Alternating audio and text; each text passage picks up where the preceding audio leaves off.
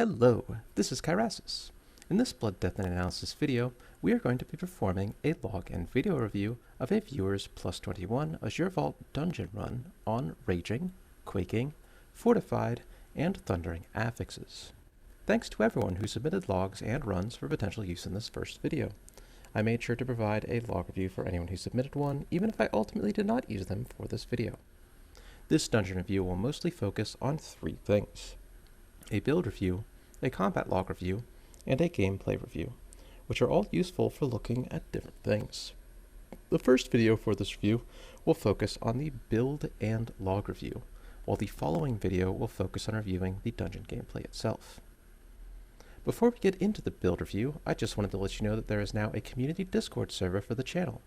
So, if you are looking for general discussion or resources on Blood Death Knight theory crafting or Blood Death Knights in Mythic Plus, feel free to stop by. The Discord server information can be found in the video description below. For the upfront review, there are mostly only two things to look at in this current patch. One, the player's talent build, and two, the player's itemization, which I'm going to display directly from the warcraftlogs.com display. Starting with talents, and only looking at the Death Knight talent tree to start, we can see that the player has chosen to go with both forms of hard crowd control, anti-magic barrier, anti-magic zone, and the Death and Decay snare over having Lichborn for an additional defensive. Utility talent selection is always very debatable, but at the very least, there's nothing overly concerning with the Death Knight talents themselves. It looks like a fairly standard build with nothing questionable in it. There's a chance players are somewhat overestimating the value of Death and Decay snare at times, but there are definitely a few areas in dungeons where it can come in handy. As for the blood talents, it looks like our player has gone with a standard Mythic Plus Bloodshot build that allocates his one leftover talent point into Rune Tap, since you need to use the other leftover talent point on Ironheart in order to path the Bloodshot using this build. Especially on a fortified Raging Azure Vault, and because the dungeons don't become damage limited until a much higher level, I'd be much more inclined to suggest running Umbilicus Aeternus for this dungeon. But if you were going to run a build with Bloodshot in M+, this is generally the talent build you would use for it. In any case, Runetap is a good use of the final talent point at any point where burst damage becomes a significant issue, and we are safely in that territory in this dungeon and key level. Now, since we don't see any here, I'm going to quickly identify three of the more significant mistakes some people can make in their talent builds for Blood Death Knights in Mythic Plus. Though these mistakes are not too common anymore as they were earlier on in the patch. First, sometimes you can see players using improved Heartstrike over improved Vampiric Blood. While 15% increased Heartstrike damage per talent point may sound like a lot, this really only boils down to around a 1% damage increase per talent point on single target and small target cleave pulls, making it one of the weaker damage talents in the Blood talent tree. Meanwhile, the talent it is competing against, Improved Vampiric Blood, gives you 2 extra seconds on Vampiric Blood per talent point, when Vampiric Blood is around a 30-second cooldown after factoring in cooldown reduction effects, which comes out to around 2% more average effective health and 1% mitigation per point, making it noticeably stronger than improved Heartstrike in Mythic Plus content, even while ignoring Umbilicus Aeternus benefits as I am doing here. Needless to say, these talents are not on the same power level, and we only really consider taking improved Heartstrike in content where longer Vampiric Blood durations have no value, such as in most raid encounters, where we generally only need defensive cooldowns to cover very small windows. So, any time improved Heartstrike is taken in Mythic Plus, it is generally considered a mistake regardless of the key level or situation. It just isn't a good trade-off in this game mode. Second, Foul Bulwark is a talent that gives us around 7 to 8% effective health for 1 talent point. It is one of the strongest effective health talents in the tree, and in Mythic Plus, any competitive talent build is going to involve this talent regardless of key level. Third, Red Thirst effectively gives you 1 additional cast of Vampiric Blood every 90 seconds per talent point, and, though through higher defensive uptime, it can also give you around 4% more effective health and 2% damage mitigation for 1 talent point, which is, once again, one of the strongest effective health talents in the tree even without Umbilicus Eternus. While defensive cooldowns and raids serve a different purpose, and both points may not be valuable in a raid content type, any talent build without 2 points of Red Thirst in Mythic Plus is generally considered a mistake, regardless of key level. People also tend to overrate the effectiveness of Hemostasis and Heartbreaker in particular when they skip any of these talent points.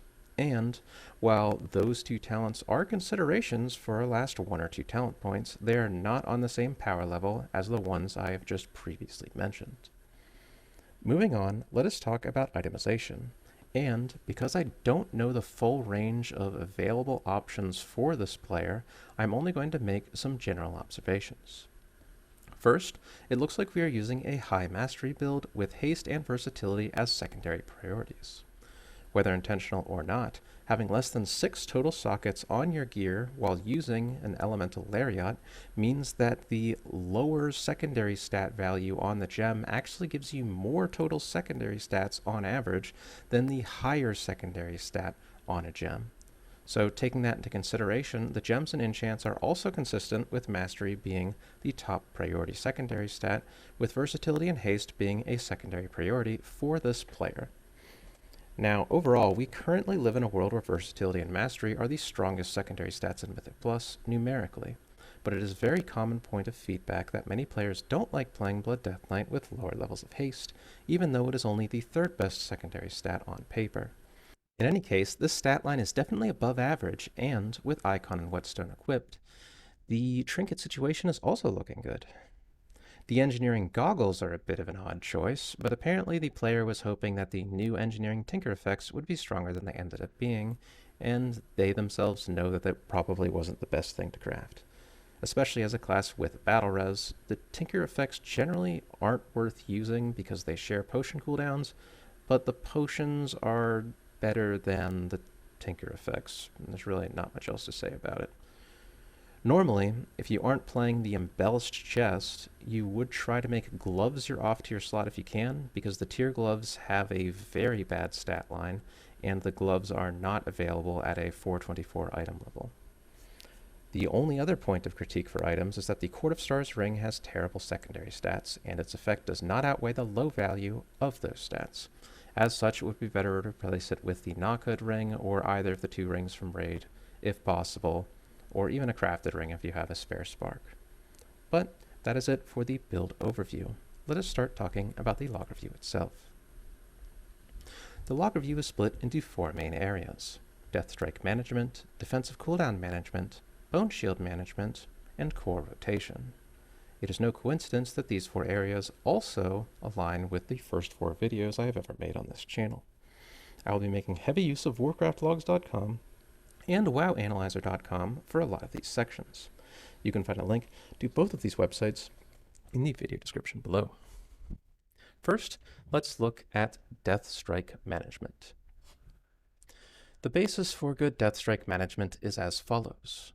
1. Our main use of Death Strike is when our health is low for survivability purposes, while our secondary use of Death Strike is when our runic power levels are high in order to avoid excessive runic power waste.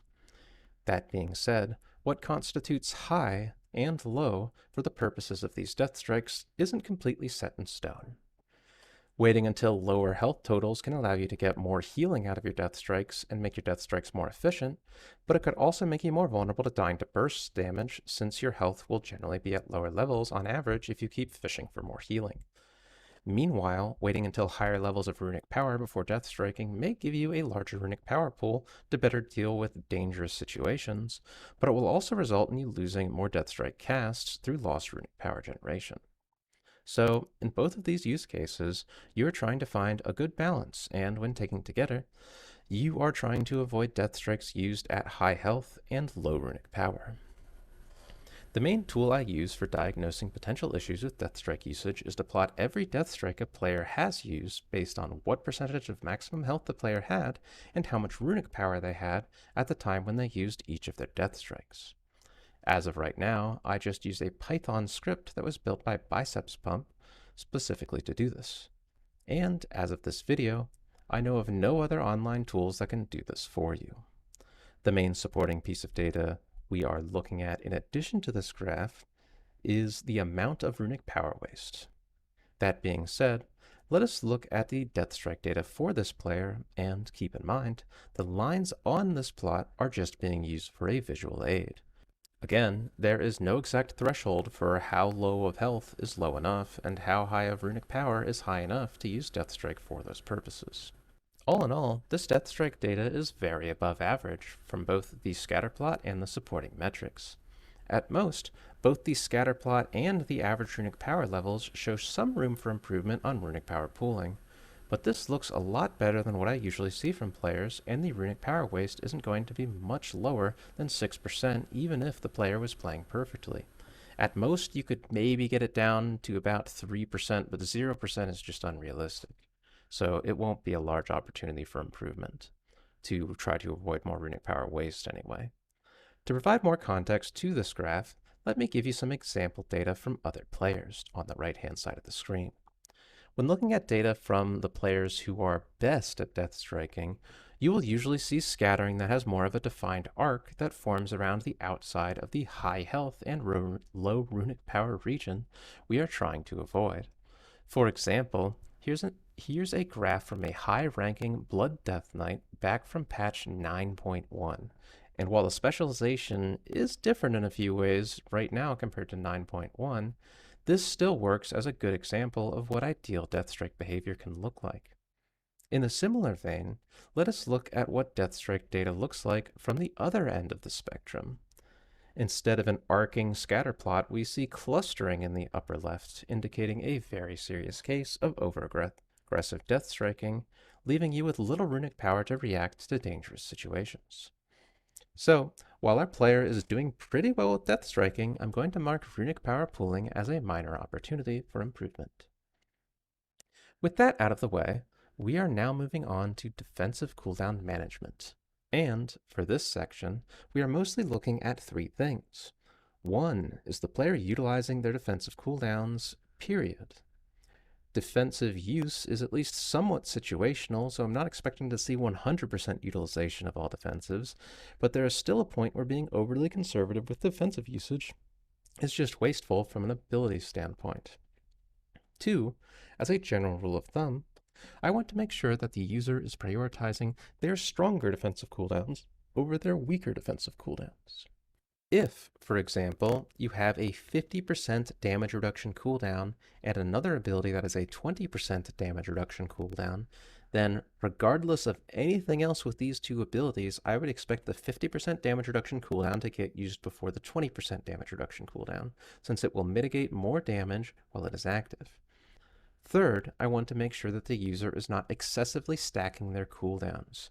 In general, stacking defensive cooldowns diminishes their effectiveness. The defensive cooldown stacking can be situationally justified if you are trying to mitigate especially high incoming damage, if you're trying to recover from low resource levels, and if you are using Rune Tap during high resource conditions.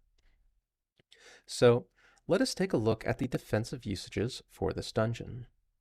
Immediately, we can see that Vampiric Blood and Icebound Fortitude usages are suspiciously low. Even if I don't expect these usages to be 100%, the fact that they are both around 40% means that they are a lot lower than most of the logs I review, especially comparing it to other Azure Vault logs. Now, if you are a player who does not feel a specific need to press your defensives, it could benefit you to get into the habit of simply using a defensive cooldown whenever one isn't already active, just to get some value out of them. And while you're doing this, you just want to avoid having more than one defensive cooldown active at the same time. There are times where it is appropriate to save defensive cooldowns for certain moments, and you can make adjustments once you get into those situations regularly. But until then, developing good defensive cooldown usage habits ahead of time can be a good thing, even if they aren't explicitly needed for the situation that you are currently in. Anti-Magic Shell and Anti-Magic Zone are both situational, so their usages being low is much more expected, and there is not a whole lot we can gather from these numbers alone on those two abilities. Rune Tap utilization being high isn't a bad thing, and despite being a weaker defensive cooldown, there are times when Rune Tap usage comes with relatively free runic power generation that can situationally make its use before other stronger defensive cooldowns more beneficial. That being said, the usage gap between Rune Tap compared to Vampiric Blood or Icebound Fortitude in this example is very large, and makes me think that there are a lot of instances where Rune Tap is being incorrectly prioritized over Vampiric Blood and Icebound Fortitude use. Excessive Rune Tap usage used to be more of an issue at the start of Shadowlands, when our resources were lower and Rune Tap would result in a lost Heart Strike, leading to less damage and less runic power generation. But with the current resource levels we have now in patch 10.0, sometimes it doesn't even lose your rune at all, and even when it does, you can just use the spare cast time on more blood boils to negate any significant losses. Still, if stronger defensive cooldowns are available, we want to be leaning on those first, outside of situations where Rune Tap is exceptionally good. Finally, we have Dancing Rune Weapon at a relatively high utilization, but given the low pressure on the rest of his defensive pool, mainly Vampiric Blood and Icebound Fortitude, I would say that this player has some room to use Dancing Rune Weapon even more aggressively should they wish to, while the other defensives can just be used more to fill the gaps. Granted, sometimes players really like to have Dancing Rune Weapon available at the start of pull to make on-pull threat a complete non-issue and to iron out a lot of the danger associated with the start of pulls in general. There are times where this might be the correct decision, though if you lean into that too much, you are going to lose significant uptime on Dancing Rune Weapon, so just keep the trade-off in mind whenever you are making this decision.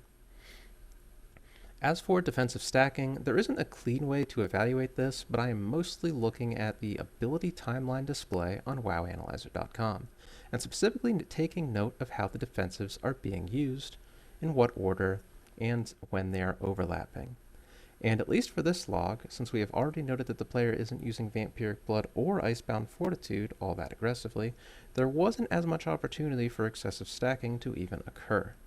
Still, there were a few suspicious situations in the ability usage data, such as the one that I am showing you on the screen right now. This is the start of a pull after a long period of travel from the previous pull. As such, using both Dancing Rune Weapon and Vampiric Blood together isn't too out of line for the start of a pull, and given high initial rune levels, I can understand the on-pull rune tap since it was basically free runic power at this point. Still, the anti-magic shell on top of all of this, as well as the second rune tap used shortly after and in the same defensive window, just seems a little excessive to me. It would have probably been better to save these defensives for after Vampiric Blood had already faded, or was about to fade. The risk of overstacking defensives is that it can force you into long periods where you have no defensive coverage at all, which can become really punishing to players as they start moving into higher key levels, where having no defensive cooldown active at all can put you at a significantly increased risk of death. But that is about all I have to say on the topic of defensive cooldowns. Bone Shield management, on the other hand, is one of the more straightforward sections.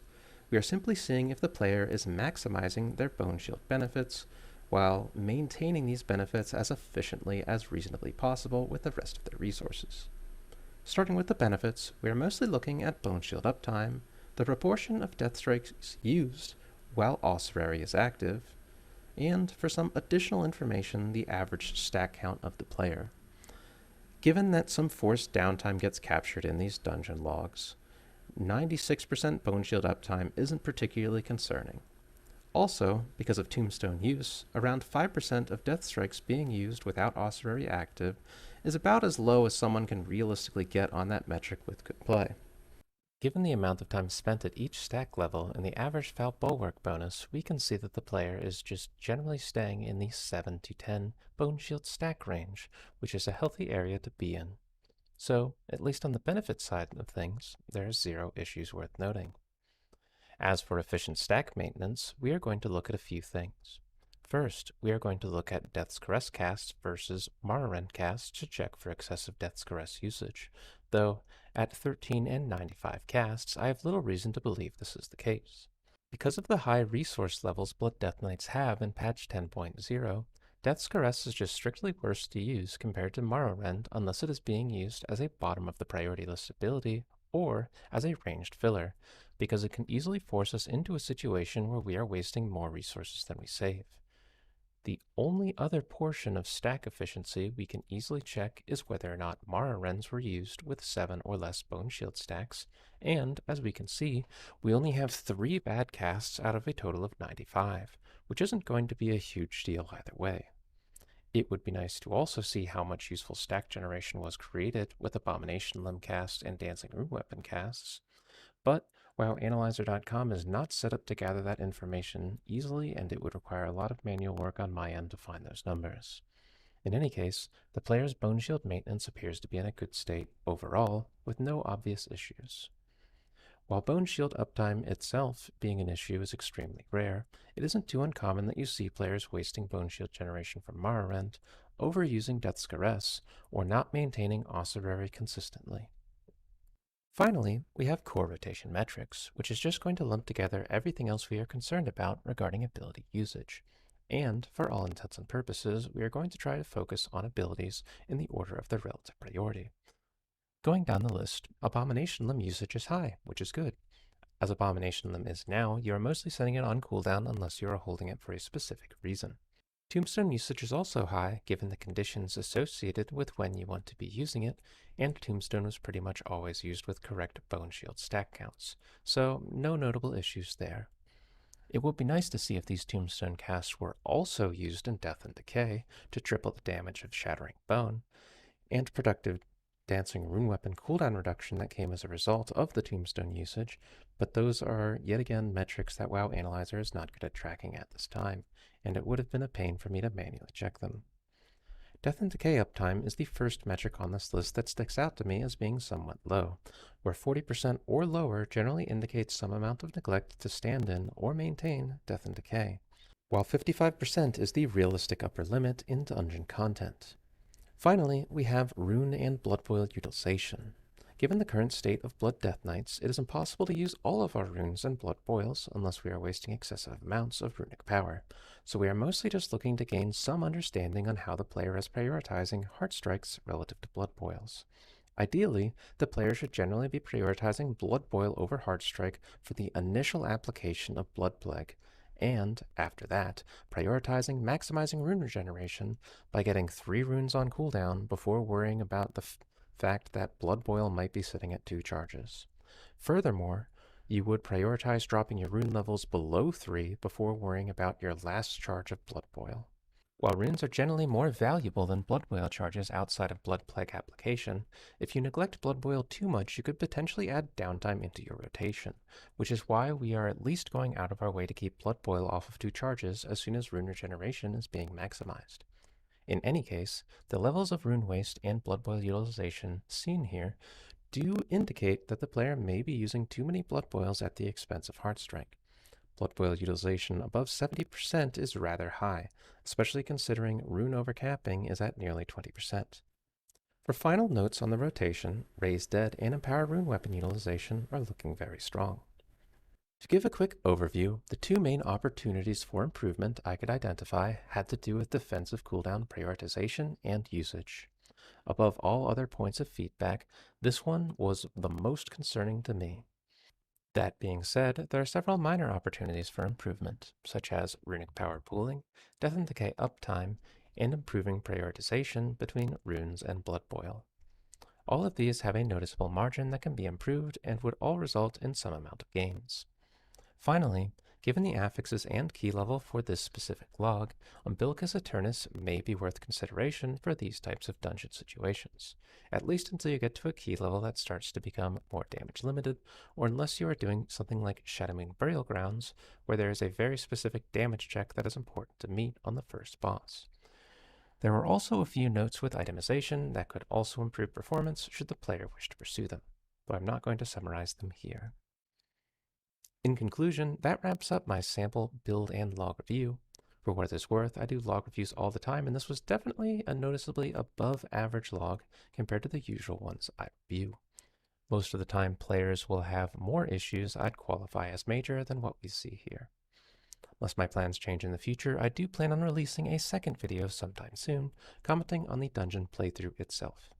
And if I have some free time, I don't mind giving out log reviews if you want to stop by the Discord, as long as I don't get piled on with too many requests. If you would like to make it easier for other people to find this content, feel free to upvote this video or subscribe to the channel. If you have any questions, if there's anything you would like to see in the future, or if you have any opinions of your own about this log review or log reviews in general, feel free to leave a comment or stop by the community Discord. I can usually respond to any question that shows up in the comments, and I can also be contacted through Discord itself.